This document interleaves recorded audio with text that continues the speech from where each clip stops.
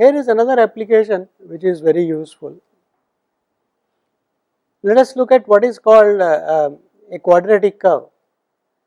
A expression of this form ax square plus bxy plus cy square plus dx plus 2ey. So what does it look like? It is a polynomial in sort of x and y, right, but the highest power it is 2. So it is called a quadratic curve. The idea is, if you try to plot x and y in the plane, it will give you some points, right. Look at x and y such that they satisfy this equation. For example, let us look at some special examples. What is the equation of a circle? X square plus y square equal to some r square. That is a quadratic curve where some of these coefficients are 0. A parabola,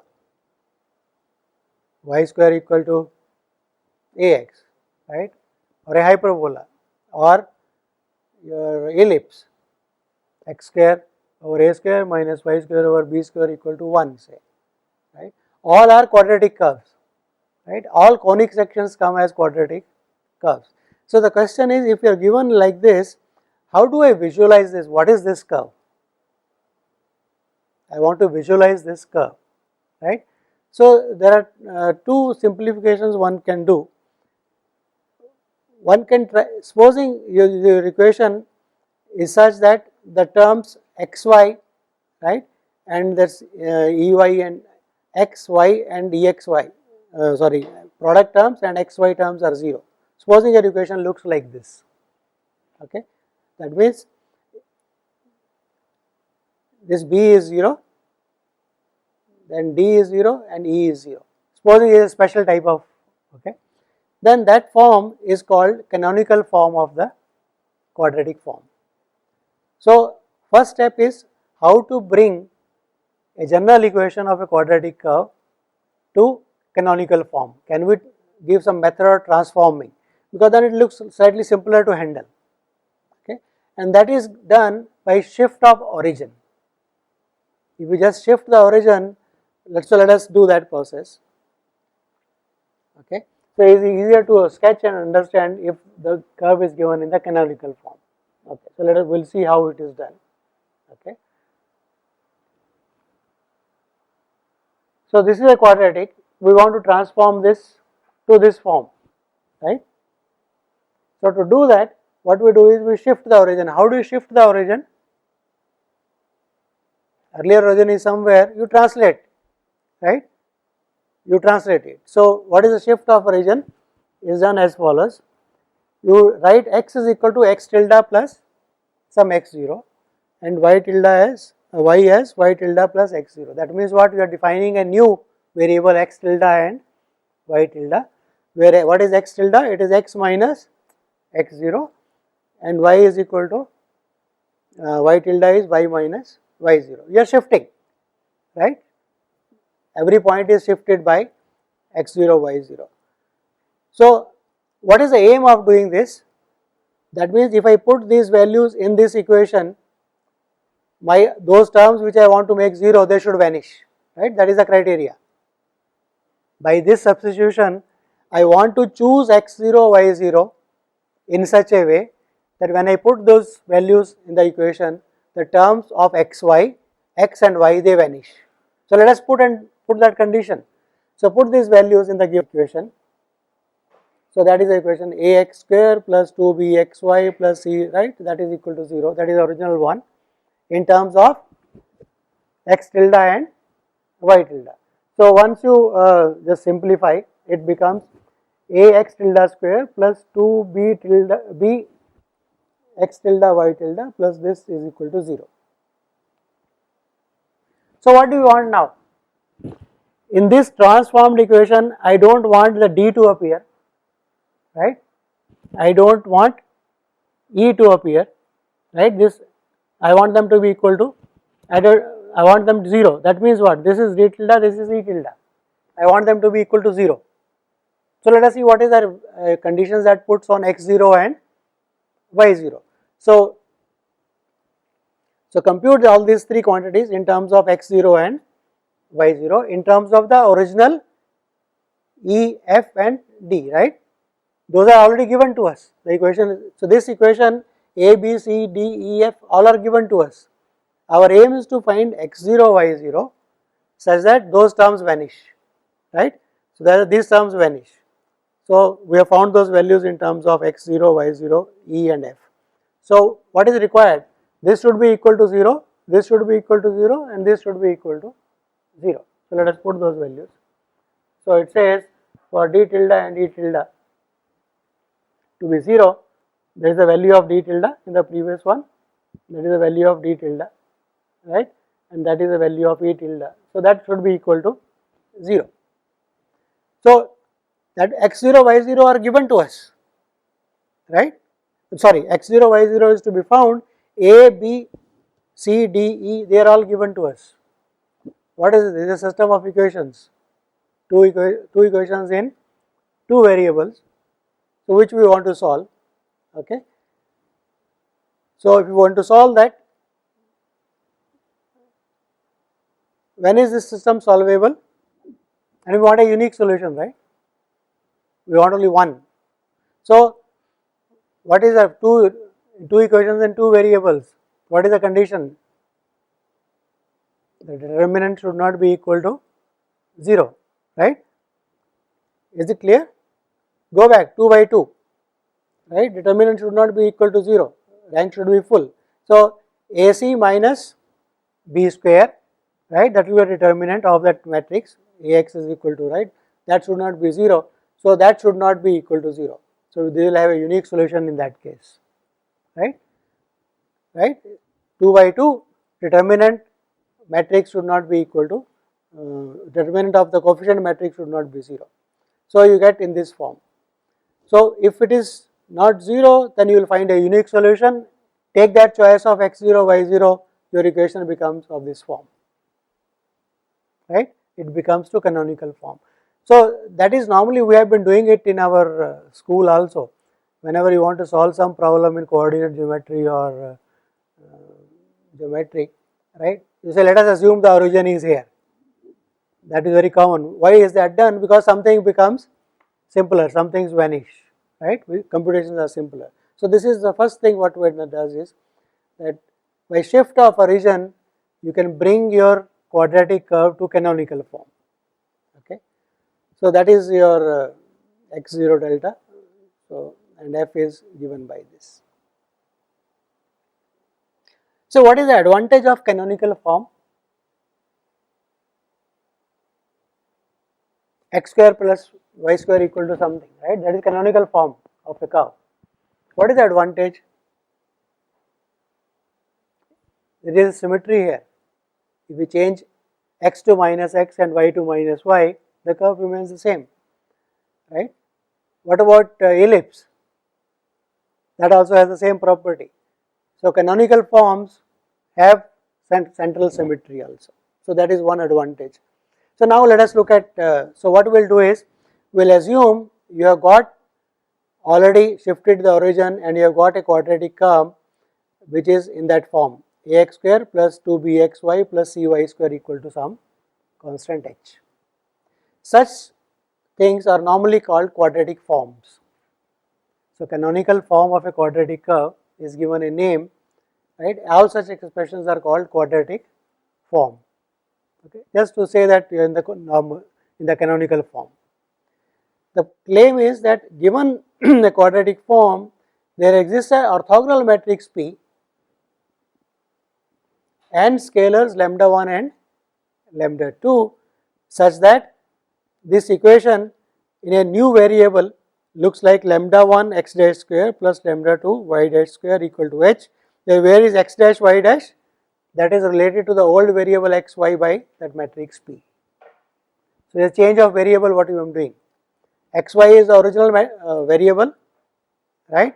So what we are doing is, you can find a matrix P which is the orthogonal matrix and define new variables as x dash y dash by multiplying x y by P. In that variable this equation looks like this only, right.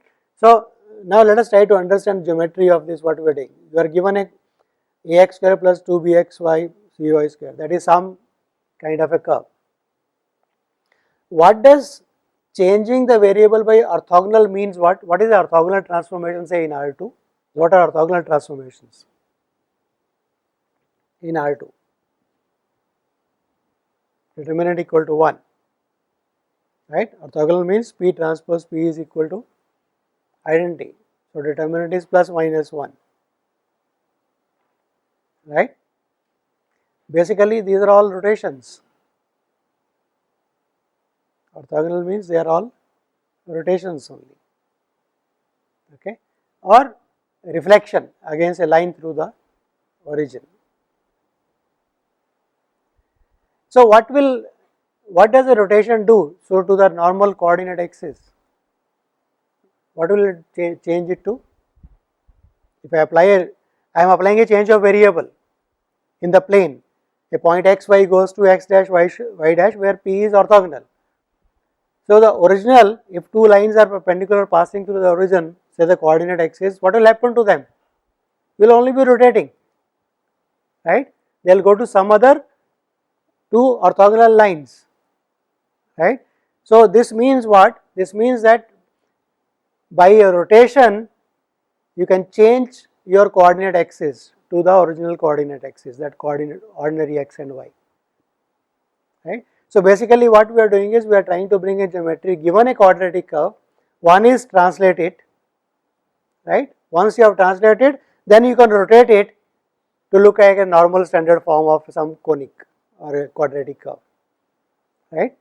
So I am saying that geometry of this P is just that you are rotating points in the plane essentially, right? It is orthogonal transformation. So we will see application, we will see exact example.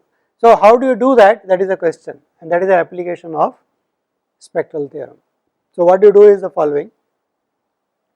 So this given equation ax square plus 2bx plus cy square equal to h, we rewrite in the matrix form. How do you write it in the matrix form?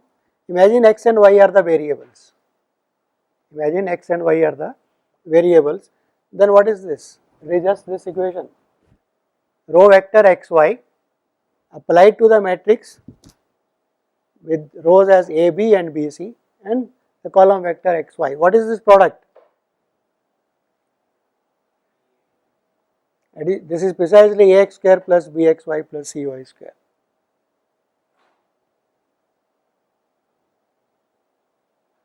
Right, and that is equal to h. So this is 1 cross 2, 2 cross 2, 2 cross 1. So it will be a scalar, and that is equal to h. So this quadratic form is written in terms of matrices where x and y are treated as components of the vector xy. Now advantage of writing this is, look at this matrix.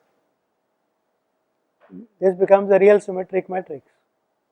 A, B, B, C. It is a real symmetric matrix. So once it is real symmetric, it will be diagonalizable by a orthogonal matrix. So I will have a matrix P, say that P, this matrix P inverse is diagonal. And if I put that value here, you will see the new variables coming. So of course we are assuming that B square minus AC is not equal to 0 in the original one.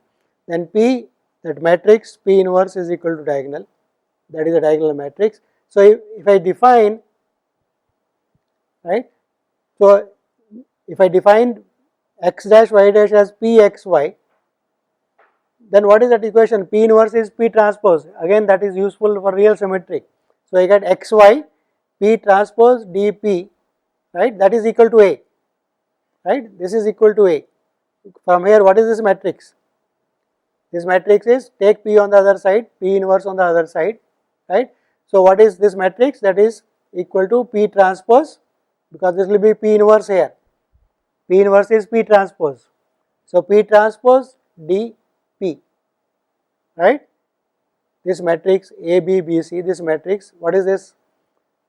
Multiply by P inverse on both sides, so it is P inverse dP, right. But P inverse is P transpose. So it is precisely P transpose dP. This is your matrix. and xy was already there, so that is equal to H. So what is this thing now? Xy P transpose. It is P applied to xy transpose, right? D Pxy equal to H. So if I call this P of xy as the new variable, that is what we have done, x dash y dash. So what is this equal to? So this is precisely equal to x dash y dash d x dash y dash equal to H. What we have done is that 2 by 2 matrix which came as a real symmetric matrix from the quadratic curve, we have taken the diagonalizable form of that and put that value, and that gives me a new variable. So where d is the lambda 1, lambda 2 are the eigenvalues. So this is the form that you get, right. So what is the change of variable that I am doing? The change of variable we are doing is precisely given here, right. That matrix P applied to xy gives you the new variables x dash and y dash. Okay. So first one was shifting the origin, right, that made all those other terms vanish, x, y and those terms vanish, right. It became a canonical form. In the canonical form now you rotate it, right, expressing that quadratic form matrix as a symmetric matrix, right. So let us look at an example of this. Is it clear what we are doing, right? Basically applying our spectral theorem for real symmetric matrices to visualize a general quadratic curve, right? How does it look like? So it says to visualize it, first shift the origin so that the terms x, y and those terms vanish. It comes to canonical form, and then you rotate, you will get your standard form of a conic, which is easy to visualize. Okay. So of course, in that, right, this delta is important, right, that should not be equal to 0. So how does this delta characterize what kind of a curve I have got, right? It should not be 0. So if it is positive, okay, so it depends on if it is positive, essentially it represents a ellipse, okay, and if it is negative, that essentially represents a hyperbola. So those delta also characterizes what is going to be the shape of. So that is not really important from this point of view, but that becomes important once one studies what is called differential geometry, right, where you study what are curves, what are surfaces, how do you characterize surfaces and so on, curves and surfaces. And so this is essentially, and you can find out actually if there are two eigenvectors for this, right.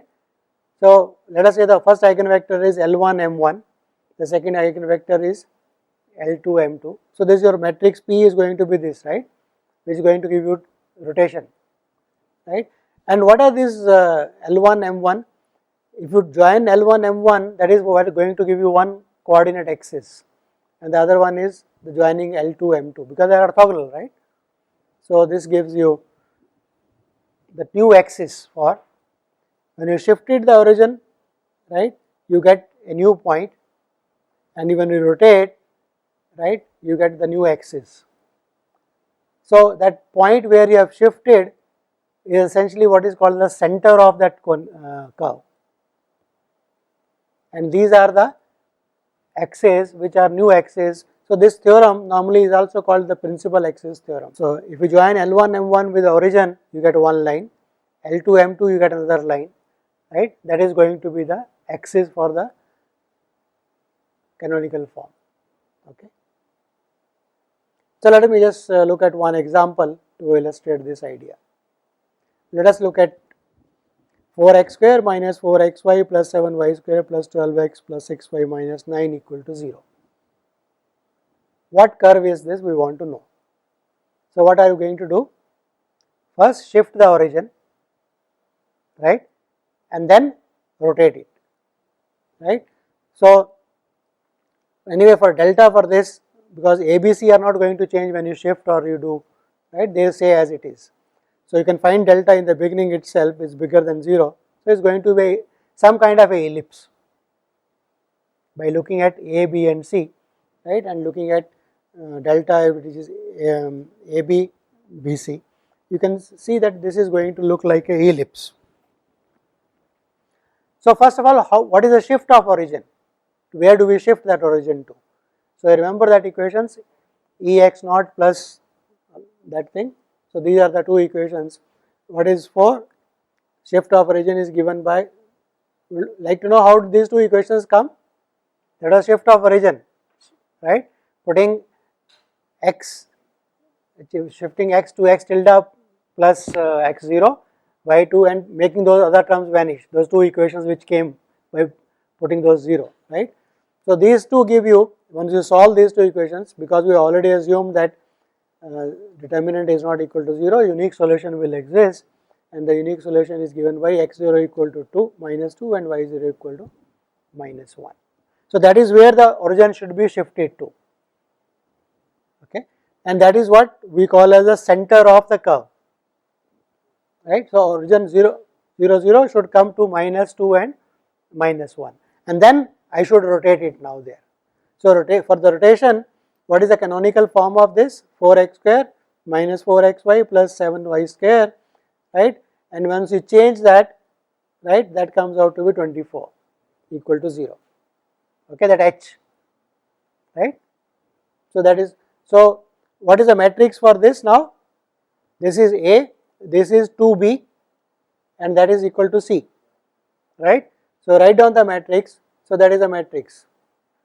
So we want xy applied to this, xy equal to 24. That is the form of the canonical form written as matrix multiplication. So this is the matrix A. So we want to find the corresponding matrix P, which will diagonalize it now, because it is a real symmetric matrix, right. Orthogonal matrix will exist. So its eigenvalues are 8 and 3. One can check. I am not doing the computation here. For 2 by 2 is a quadratic, you can solve it. Eigenvalues are 8 and 3, and these two are corresponding eigenvectors. Okay. Now, are they orthogonal? They are orthogonal, right? Because for real symmetric, distinct eigenvalues corresponding to distinct eigenvalues have to be. So seems okay, fine, right? So what will be your curve? What is the transformed curve? Lambda 1 x dash square plus lambda 2, right. So that is your curve in the transform form, right, in the new variable x dash y dash, where what is x dash? That P, if you look at this matrix P, combine first row and second, applied to xy is equal to x dash y dash, that is your new, right, new variables. Is it okay? So I just written directly, I have taken the last, see this is the form, transform form will be this, lambda 1 first eigenvalue, lambda 2 be the second eigenvalue equal to h. So that once you write, so your equation comes out to be h was 24, so this is your new form. Let us try to visualize it, okay. So what is this? This is the ellipse anyway, right. Clear? It is a ellipse, right. We are not finding eigenvectors because we are not really interested in finding, once we have formed a formula that x dash is nothing but p of xy, right, x dash y dash is p of that, right. So you can do that and you will get this equation again is lambda of, because we have done it in the theorem, that computation, right. So we are not really interested in p, we are interested in is what is the new equation looks like, right, as a part to visualize it. So that is that original one, right, that is original quadratic curve. If I plot it as it is, xy in the xy plane, what does it look like? This will look like this. Oh, I have to move it now slightly. This is what it looks like if I actually plot it, okay. But if I, is only after plotting it looks like an ellipse to us now, right. But if you don't plot it, we don't know what kind of a ellipse it is. So shift the origin. So let us shift the origin. If we shift the origin, So this will go here. So this will become, this is a new shifting the origin, translation only, right? If you want to see how does this translation come about, but one can actually show that it is translating and kind of animated thing, no? Slowly it is going and translating. So this is the one, and now what shall I do? I should rotate it by that matrix. So here is the rotation, you rotate it. So now it looks like perfectly nice ellipse I can recognize as we draw it, kind of thing. So that is how visualization is obtained. Okay, so this is a final form. Okay, and this is a, that was a axis, right, which we have, original x axis, y axis have been transformed by that orthogonal transformation to this. That is what it looks like. You can try to do it, try to draw it, you will understand everything. I am using a software called GeoGebra, which is freely available, free to download. Okay, I have just sat down and plotted all these things and rotated. All things are available here. How to translate, how to, right? Everything is there. So use that if you want to sort of have a change of scenario, that playing with software and trying to understand mathematics. Okay, so that is an application of spectral theorem.